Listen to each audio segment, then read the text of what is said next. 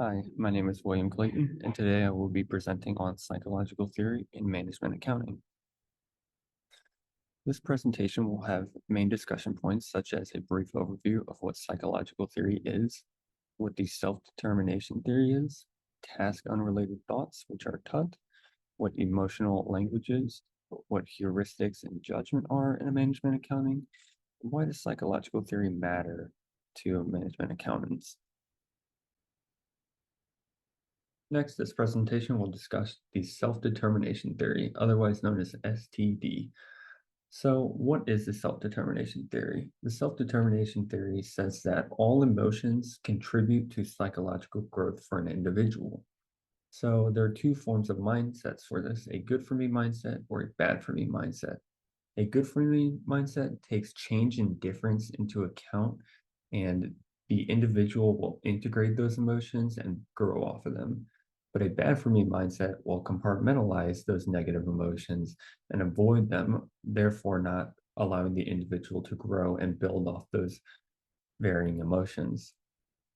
So, self determination derives from three different things: autonomy, awareness, and non defensiveness. So, in the forms of emotion, autonomy is the control and regulation over an individual's emotions. Being able to maintain a professional and positive demeanor in times of struggle is a crucial thing within business. The awareness of one's emotions just means that an individual is conscious of how they are feeling and they are open to their emotions, therefore not avoiding them.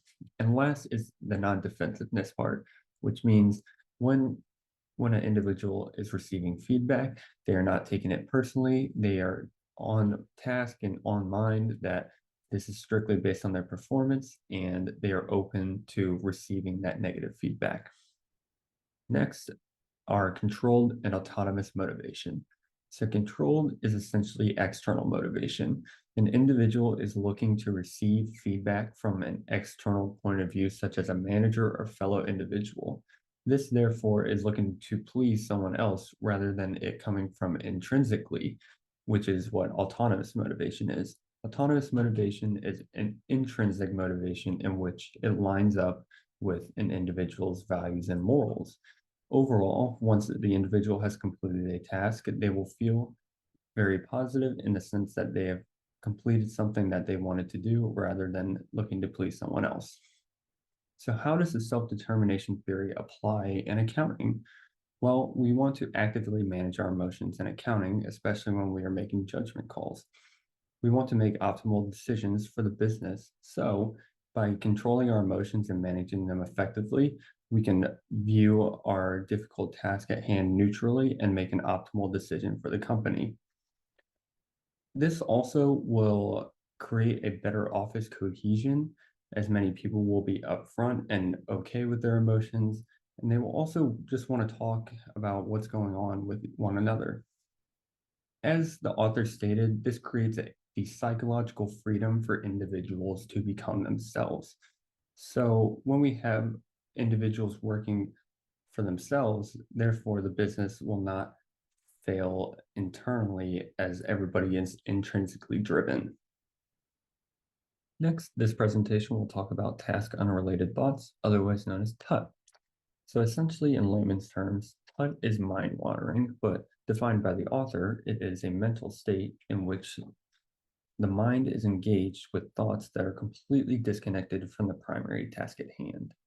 So when talking about task unrelated thoughts, there are two inattention types that we must focus on: intentional and unintentional inattention.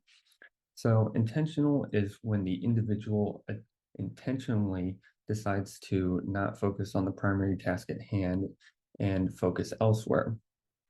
Unintentional inattention is when a stimuli is not strong enough to the individual to get their attention, or the individual does not have a general sense of awareness of that stimuli. So these two types of inattention were applied into a study within research. The study consisted of 18 practice trials with 900 experimental trials collected from 250 participants. The study would play a sequence of tones in which the individual would have to press a key that would match that sequence of tones. The study lasted around an hour, and the results are quite beneficial. So if you could refer to the picture down below, there are two different columns, motivated and standard. A motivated column, the experimenter would come in to the individual and say, if your score is great enough after 30 minutes, you may leave the experiment with full credit. The only downside to this motivation would be that it may skew results of TUT in the sense that students may lie about their attentiveness in the study in order to give off the idea that they were focusing, therefore had a better score on the experiment.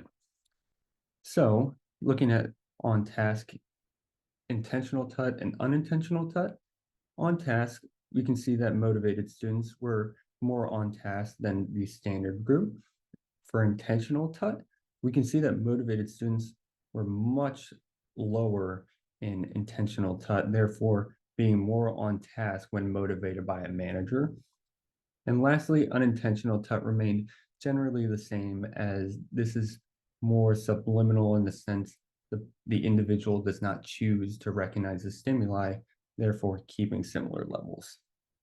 So how do we apply this in accounting? Well, as we know, accounting work can be quite boring at times and may become mindless.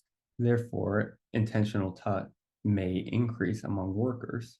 No motivation can lead to higher levels of intentional TUT, therefore less productivity and possibly higher spoilage costs. Once automatic processes break down, it's a tendency for individuals to intentionally have their minds focus on other things that are not related to the primary task at hand. Being able to maintain employees' thoughts and focus on the primary task at hand after cognitive processes break down, this will allow the business to continue to drive employees to better themselves as well as emotionally control themselves. Next, this presentation is going to discuss emotional language. So emotional language can be defined as wording that expresses an emotional reaction of the person providing feedback, or in layman's terms, emotions and feedback. So there are two types of varying feedback, positive and negative.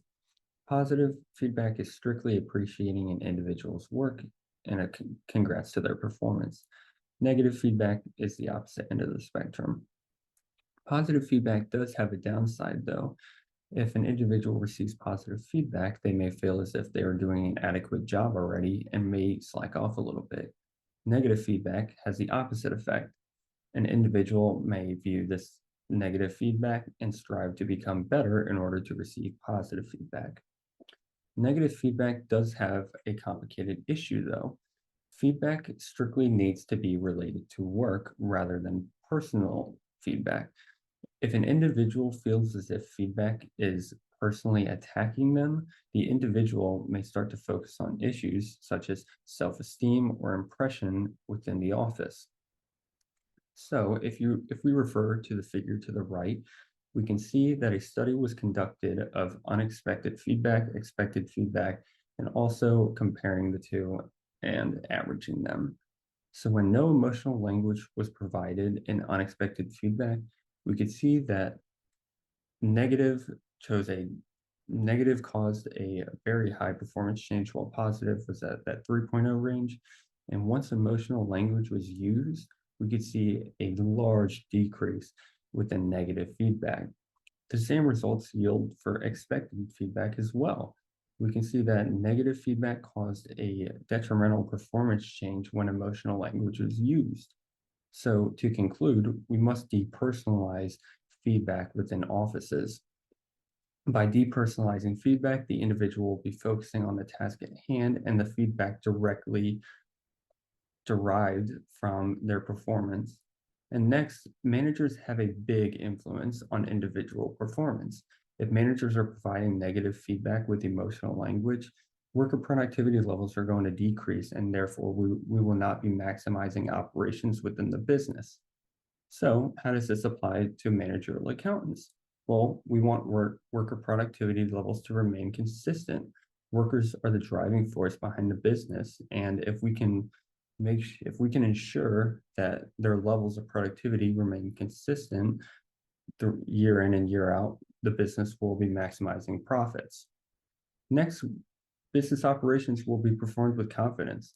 If workers are strictly focusing on the feedback and rather than the personal side, the workers will continue to improve on each individual process, therefore improving the business overall. And lastly, individuals will properly think their business processes and the feedback itself and growing as a person. The last major discussion point I would like to talk about is heuristics and judgment. So, heuristics can be defined as a practical method of problem solving. And typically, this comes with two systems of thinking. System one, which is fast and emotionally driven, which can typically lead to judgment errors. And system two thinking, which is slow and thought out decision making that applies logic and reasoning. So, within these two systems of thinking, there are specific heuristic types that an individual needs to pay attention to. Starting off with the availability heuristic, this is the tendency for an individual to use the first bit of information they recall. Therefore, this may cause the individual to not view the problem as a whole, as they are not taking in all relevant information. Next is the representative heuristic, which is the individual generalizes information. So this may lead to an overconfidence or lack of effort when an individual is generalizing information. An example would be is if an individual or an organization has performed well in the past and continues to perform well up until this day, it is generalized that the individual or business will continue to perform well into the future, therefore generalizing past information. And last is the affect heuristic, which is the reliance on emotions rather than information. So this may lead individuals to make suboptimal decisions based on their emotions. As a business, it is important to leave our personal emotions out of it when making judgment calls. So, as mentioned, we want to master judgment as accountants. We want to take notes of all the factors that are within the problem. And in doing so, we can analyze and learn from past decisions if we made mistakes. Taking into account our mistakes as well as all the factors will lead the business to make optimal decisions in the future. It is very important to note not to overcomplicate the decision-making process. Overcomplicating the decision-making process will just cause one to question their own values and morals as well as what they're doing. Sticking on task as well as focusing on the project itself is very crucial. So how does this apply to accountants? Well, workers must remain neutral in a line of work that requires judgment. A business is meant to be as effective as possible and not worry about what they're doing right and wrong to the extent of smaller individualized work. And ignoring crucial information can be detrimental to the company. Making a decision can be a positive or negative profit at the end of the day when taking on a business project, for example. So mastering judgment based on all the factors is very important to managerial accountants. To conclude, why does psychological theory matter? Well, first off, motivation is a crucial factor within psychological theory, both internally and externally. Internally, we want the individual to work and intrinsically do stuff for themselves. We want them to fulfill their own wants and needs. If they're able to do that, they will be working on things that align with their goals. And at the end of the day, it will align with our business values. Externally, we want managers to influence their employees. This will lead to better attentiveness from their employees, as mentioned in the task unrelated thoughts study. Next, worker productivity is a clear sign of why psychological theory matters. If we are able to increase worker productivity, this will only benefit the business. Psychological theory will also improve business unity. Psychological theory looks to build confidence within employees and not question what they're doing. If employees are gaining their own sense of empowerment and independence within the business, they will continue to speak up and help business grow and work with one another. And last, as previously mentioned, individual importance. We want our employees to feel empowered. If employees are confidently working through their processes, they will confidently be able to express what they feel needs to be changed and what is currently working. Thank you for listening, and these are my citations used in the presentation.